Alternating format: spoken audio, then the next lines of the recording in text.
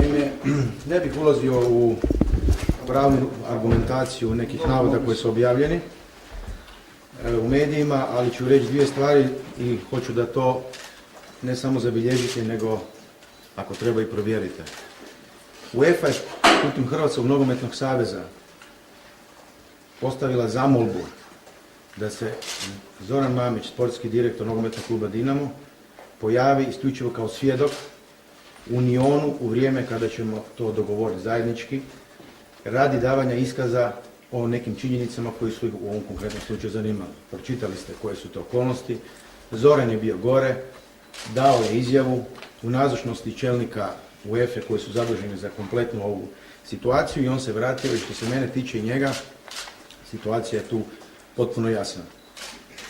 Shodno tome, ne znam koju bi riječ upotrijebio, vi znate da sam ja uvijek jako diplomata, ali skandaloznim, pomalo i glupim, je nekakva observacija o tome da su se neki ljudi, kao i ja, nalazili po parku i raspravljali o ovako ozbiljnoj temi.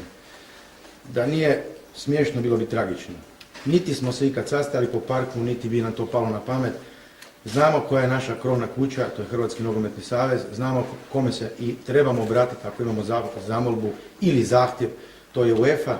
Konačno vi znate da UEFA provodi već niz mjeseci sveobuhvatne istražne radnje, ponavljam, istražne radnje, ne morate biti pravnici da znate što to znači, u cilju utvrđivanja pojedinih indicija kad su u pitanju određene radnje vezano za klađenje. U tom kontekstu, ja vam pouzdano tvrdim, pozvani su i desetke drugih, kako igrača, tako sportskih, bivših i aktualnih sportskih djelatnika koji su, kao i Zoran, dali svoj iskaz.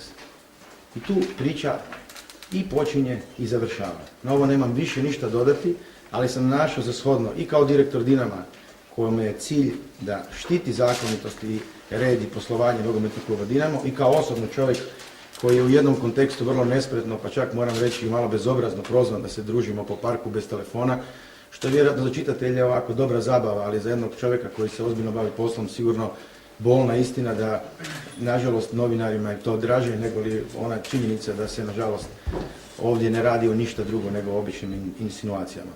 Evo, to bi bilo za sad sve. Hvala, ja po potrebi ću se uključiti nakon.